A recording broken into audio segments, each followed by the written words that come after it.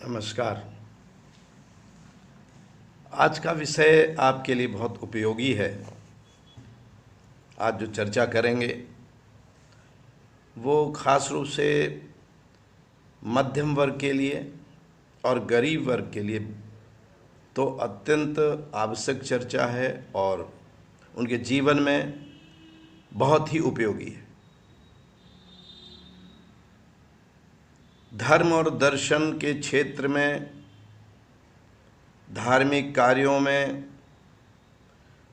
धार्मिक रीति रिवाजों में जितना आप समय देते हैं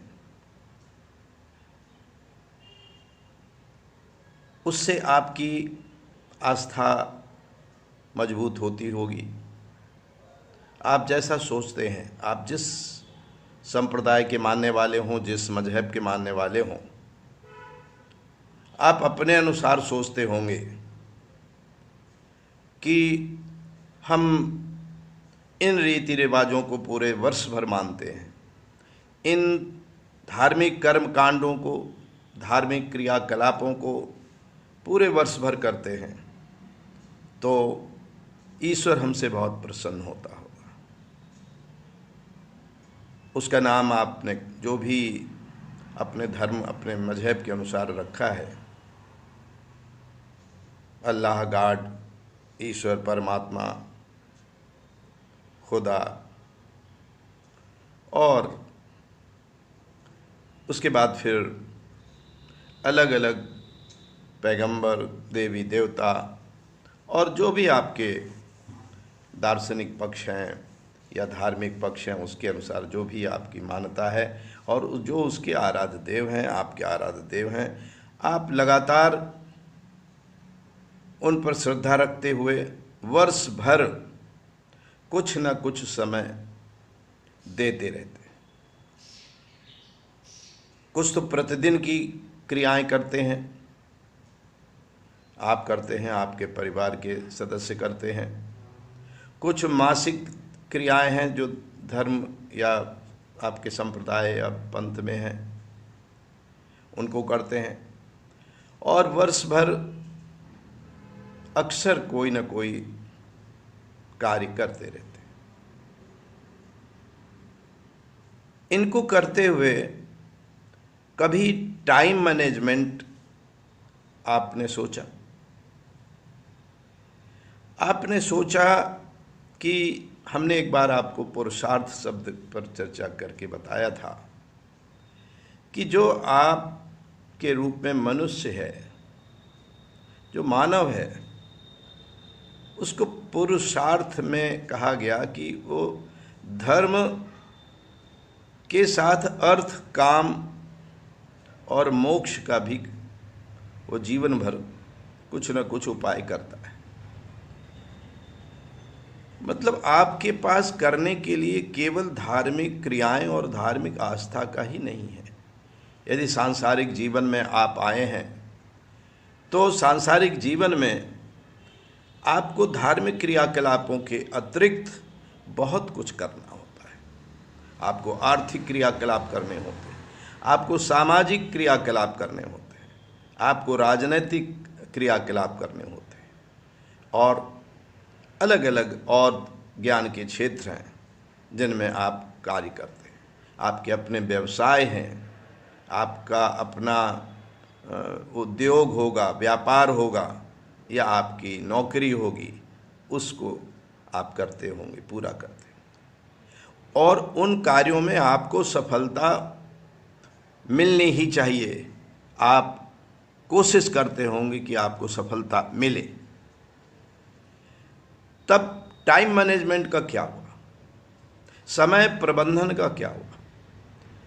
एक व्यक्ति के पास 24 घंटे हैं, उसके पास एक हफ्ता बिल्कुल बराबर है, दूसरों के बराबर ही, महीना भी दूसरों के बराबर ही।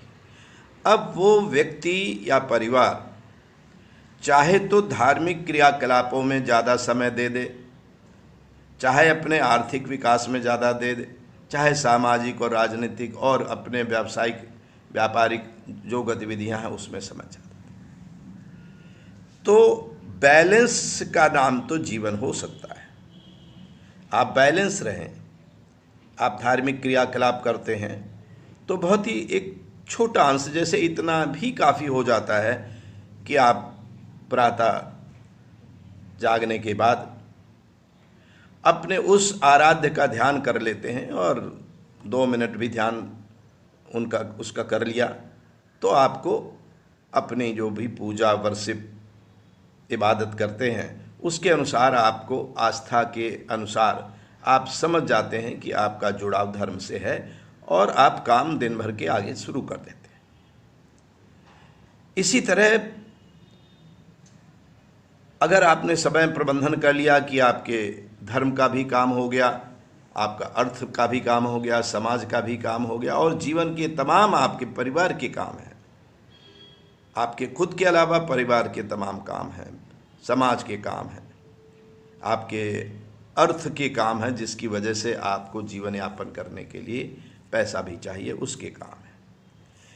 अब आपने देखा होगा और सब अपने अड़ोस पड़ोस देख रहे हैं कि वे परिवार जो गरीब होते हैं, जो निम्न मध्यम वर्ग के होते हैं, वे अपने हर समस्या के पीछे धर्म मजहब संप्रदाय को ले आते हैं। उनको लगता है कि हम, अगर कोई बीमार है तो वो कोई क्रियाकलाप कर लें, उसको समझाने वाले भी आ जाते हैं कि वहाँ गंडा ताबीज वाला मिलेगा, वहाँ झाड़ फूंक वाला मिलेगा, वहाँ इस तरह का काम मिलेगा, बजाय वो वैद्य या डॉक्टर के पास जाने के।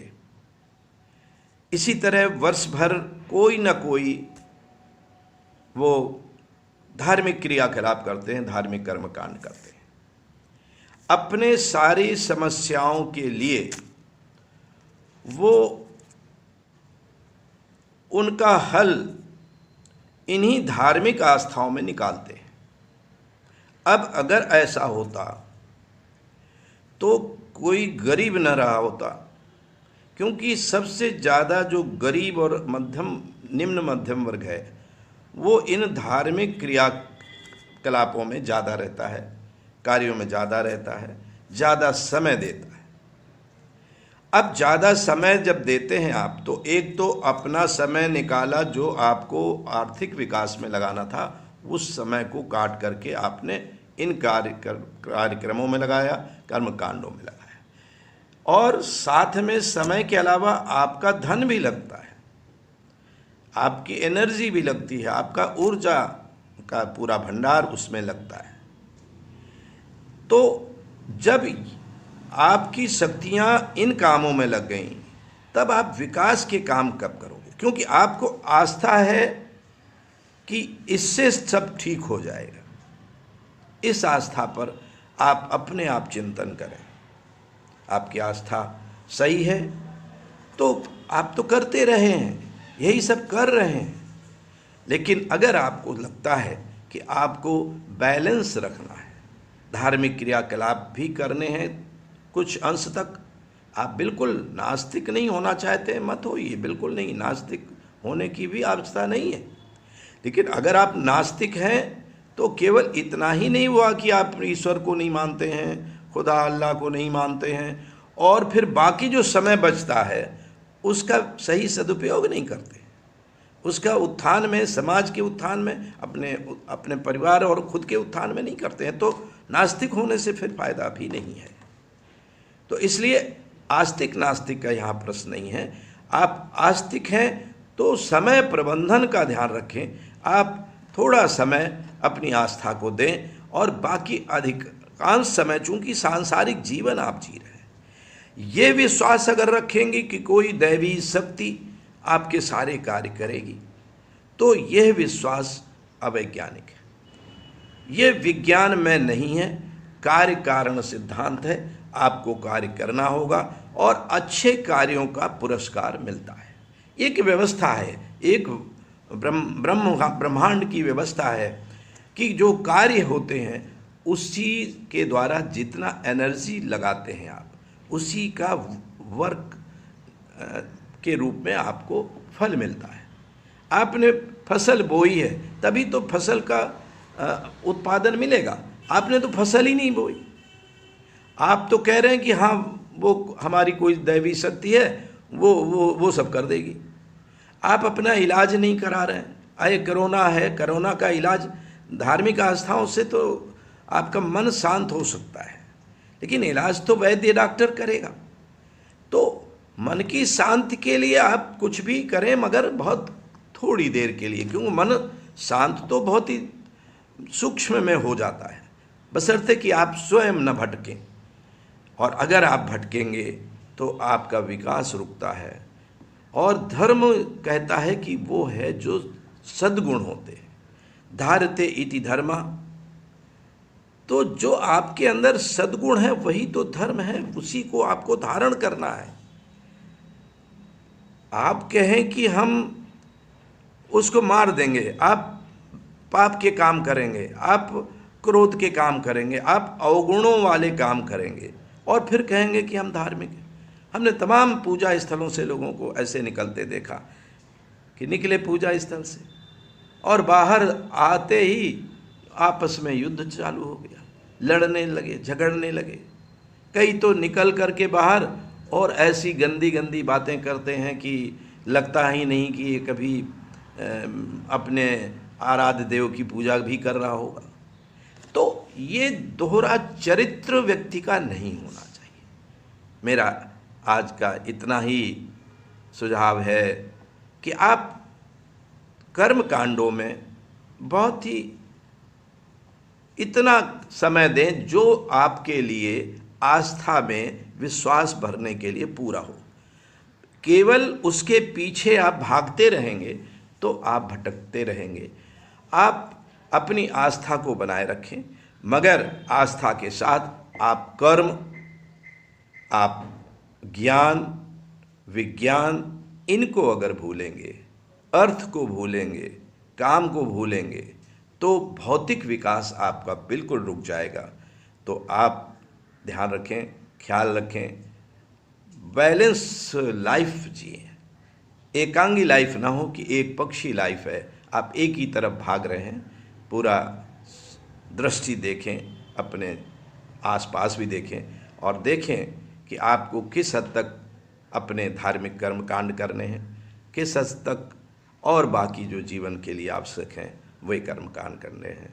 आपको बहुत बहुत आशीर्वाद है, आपको बहुत बहुत शुभकामनाएं हैं। फिर मिलेंगे, तब अगली चर्चा में कुछ और विषय रखेंगे जो उपयोगी हैं, क्योंकि तमाम लोग केवल कर्मकांड ही चर्चा करते हैं। वो दर्शन उनका अपना हो सकता है, उनका अपना वो धार्मिक कर्मकांड और आस्था के काम हो सकते हैं, उनका अपना आश्रम सजाने का तरीका हो सकता है, मेरा नहीं।